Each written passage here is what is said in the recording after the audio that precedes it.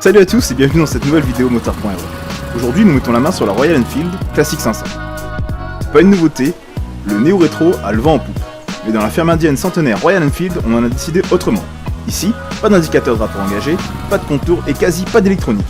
C'est une moto tout en simplicité. Alors oui, la classique est dotée d'injection, oui son moteur est en aluminium, mais elle diffère complètement des bécanes d'aujourd'hui de par son histoire. En bref, son style n'a que très peu évolué depuis presque 100 ans. Pour la version longue, jetez un œil sur le site, le lien est en description. Est-ce que ça fait d'elle une moto à part? Oui. Est-elle pour autant une bécane obsolète? Oh que non. Une fois mis en tête que cette meule est faite pour se balader et pas pour taper des chronos, on prend plaisir à son guidon. Elle est confortable, facile à conduire et accessible. J'entends par là, pas trop puissante, pas trop haute et pas trop lourde, ce qui en fait d'elle une très bonne machine pour commencer à moto ou pour se faufiler en ville avec classe.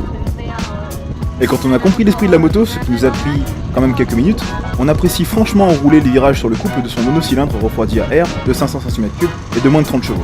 Attention néanmoins aux abonnés des voies rapides, les bonnes vibrations deviennent beaucoup plus importantes passé les 100 km/h et deviennent du coup beaucoup moins agréables.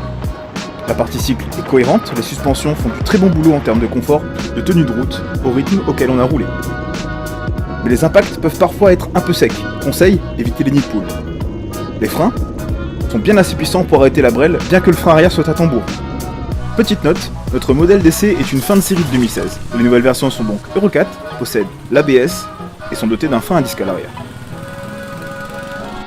Dotée d'une esthétique vraiment à part, cette petite Classic 500 est une bonne moto dans l'ensemble.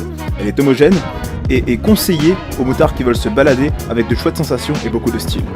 De la Royal Enfield 500, on a aimé le style complètement décalé, les sensations au guidon, en mode balade, et on aurait préféré bien sûr moins de vibrations.